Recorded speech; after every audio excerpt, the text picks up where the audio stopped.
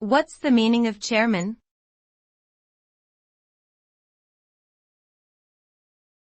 Chairman.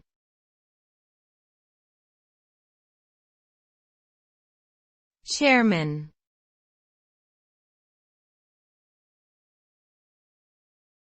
Chairman.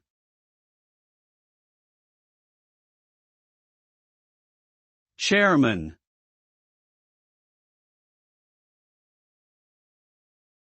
The term chairman typically refers to the leader or head of a board, committee, or organization. This person is responsible for presiding over meetings, setting agendas, and directing the overall focus of the group. The chairman is often chosen by the members of the group or appointed by a higher authority.